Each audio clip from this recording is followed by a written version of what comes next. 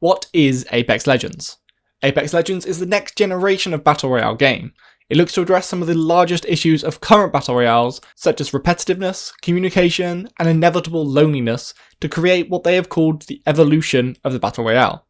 Load up one of many classes, each with different roles that add unique spice to your gameplay, and drop into a vast wasteland styled somewhere in between the likes of Fortnite and PUBG, with a realistic yet casual aesthetic to it, and become a legend. So, now we know, let's dive into what really is Apex Legends. Hi folks, I am Divok from Project 65 and welcome back to our What is Apex Legends video.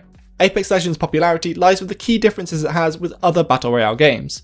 It strives and largely succeeds to break down some of these barriers that kept many people from really not enjoying the Battle Royale genre. So let's take a look at these monumental changes that have unlocked the true potential of this genre. The first and at least original of the changes was to have a class-based system. Other Battle Royales have definitely done this before, but none have managed to make it particularly successful, and I think the team behind Apex Legends figured out why. The Battle Royale is a chance to showcase your skills within that particular game mode, in this case the first-person shooter. Class-based BRs have so far fallen into the trap of making the game far too class-dependent. Playing a class locks you into a certain playstyle, or even worse, certain weapons. That is not the case with Apex Legends, however. They nailed the class system, making them feel like different spices to your playstyle, rather than an entirely different dish. You can use any weapon with any class, and very few of even the ultimate abilities are particularly game-breaking or must-haves. The only negative I can add about the class system is that if you're going to have them only minimally affect the way you play, for heaven's sakes you need more than 8 classes, and even 2 of those are locked behind either in-game currency or a paywall. The game is still young, so they might introduce a quick turnover for new classes, but right now, it simply isn't enough. But hey, let's at least get to know our 8 new friends as they stand now. Bloodhound, the technological tracker, is the first class. This anomaly, apparently sent by the gods themselves, is a hunter. His abilities are all about tracking down your enemies and getting the jump on them.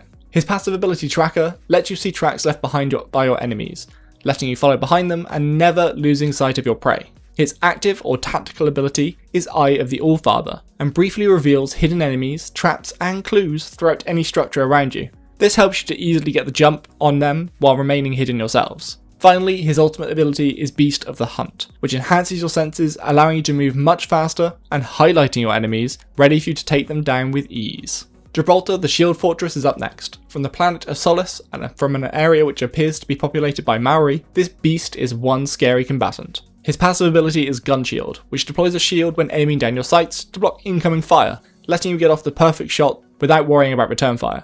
Just beware that this thing is bright, so you won't be sneaking around with this up. Gibraltar's tactical ability is Dome Protection. Throwing down a dome shield that blocks attacks for 15 seconds, this will block any damage that hits the shield from an enemy, whether they are inside shooting out or outside shooting in. Defensive Bombardment is Gibraltar's ultimate ability, and it calls in a concentrated mortar strike on a marked position, threatening an entire area.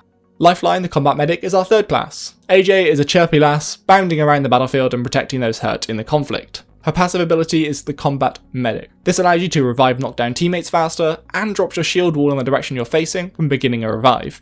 It also allows you to use healing items 25% faster, all in one passive. Her tactical ability is the Doc Heal Drone. When you call in Doc, it will automatically heal nearby teammates over time in an area around it. Finally, Care Package is Lifeline's ultimate ability, which will let you call in a drop pod full of high quality defensive gear, giving your entire team a massive edge in the upcoming battles. Pathfinder, the Forward Scout, is our next legend. It's a strange device that somehow found itself in battle, so it utilises its kit to scout out and support its team. Pathfinder's passive ability is Insider Knowledge. This lets you reveal the ring's next location when scanning a survey beacon, letting you move to the best location early. Its tactical ability is Grappling Hook, which lets you fire out a quick grapple, pulling you towards whatever location you latch onto, leaving its ultimate ability, Zipline Gun, which creates a zipline for everyone to use. Ziplines in Apex Legends let you move very quickly across the map, and while some already exist, Pathfinder will create one perfect for your team's needs there and then. Wraith, the interdimensional skirmisher, is up next. This death-obsessed little lady is perhaps even scarier than our big friend Gibraltar. She is the stuff of nightmares. Her passive ability is Voices from the Void, which procs a voice when danger approaches. It's exactly what you'd expect from a creepy voice in your head, but it is genuinely helpful. Into the Void is her tactical ability, which lets you reposition quickly through the safety of the void space, meaning you take no damage for the duration. Of course, you're unable to do damage yourself too. Wraith's ultimate ability, Dimensional Rift, links 2 locations with portals for 60 seconds, allowing your entire team to use them and gain a massive advantage on the battlefield. Bangalore, the professional soldier, is your last of the 3 classes. She is everything you want from a soldier, hardy, precise, and ruthless. Her passive ability is Double Time, which causes you to move even faster for a brief time when sprinting and taking fire, allowing you to reposition or escape. Smoke Launcher is Bangalore's tactical ability, which fires a high velocity smoke canister that explodes into a wall of smoke on impact, letting you move through the battlefield unseen. Her ultimate ability is Rolling Thunder, which calls down an artillery strike that slowly creeps across the landscape, leaving devastation in its wake. Caustic, the Toxic Trapper, is our first of our locked classes. Poor Wraith is a little messed in the head from all the demons she has contact with, but this guy, he just enjoys being damn right nasty. Caustic's passive ability is Nox Vision, allowing you to see enemies through your gas, which will make sense in a minute. Nox Gas Trap is his tactical ability, letting you drop canisters that release deadly Nox gas when shot or triggered by enemies. Set up a deadly trap and a choke to, well, choke your enemies to death. Nox Gas Grenade is his ultimate, and simply blankets a large area in Nox gas, dealing damage and rendering enemies blind while you can still see. Finally, we have Mirage, the holographic trickster. Certainly my favourite in terms of flavour, Mirage creates illusions of himself to fool the enemy, although it has rendered him a little ditzy. His passive ability is Encore, automatically drop a decoy and go invisible for 5 seconds when knocked down, giving you a chance for survival. Psych Out is Mirage's tactical ability and sends out a holographic decoy to confuse the enemy, distracting them while you get the jump. His ultimate is Vanishing Act. Deploy a team of decoys to distract your foe while you cloak, giving you the perfect chance to take out your enemies while they're way too preoccupied with all of the other use.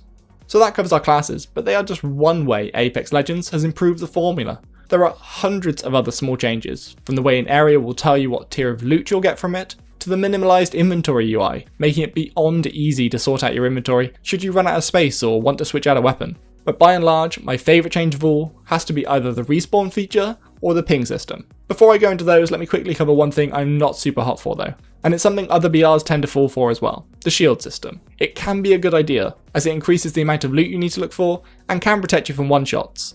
But in Apex Legends, as well as many other games, it can just feel a little clunky towards the later game. In the closing stages, everyone will have full armour, meaning you effectively need to kill every person twice over, and then when they're downed, to finally be rid of them. This can start to feel like a grind, and while I'm terrible so I rarely reach that stage, it might hamper the game in future if there isn't enough offensive power creep to deal with this armour problem.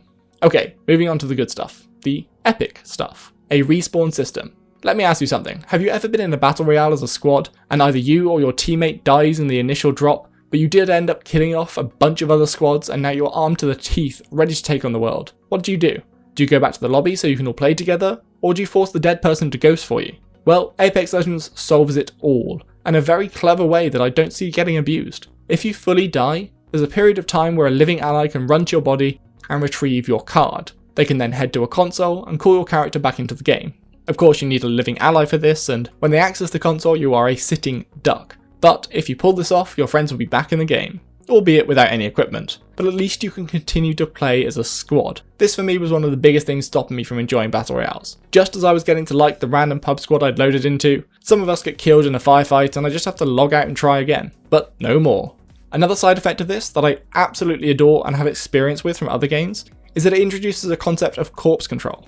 You can't simply wait for a downed enemy to die off, nor will finishing them work. You need to wait around and apply pressure to their card, otherwise an ally of that fallen player might just swing by, swipe their card, then come back with their friend to enact revenge. I'm a sucker for advanced tactics, and any depth you can add to battle royales is very much appreciated, as it's one of the genre's biggest issues.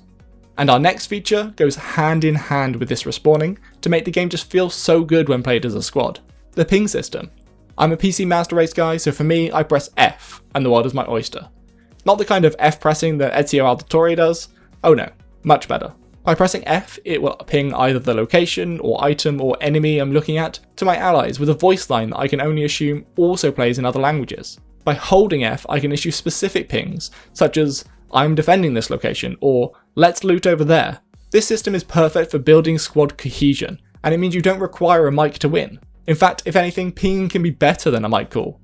There's nothing worse in a BR squad than hearing, there's an enemy over there, with no directional help. Thanks teammate, where would I be without your fantastic calls? Akavi. But With pinging enemies, their location is flagged on my UI, and I can see exactly where I need to shoot.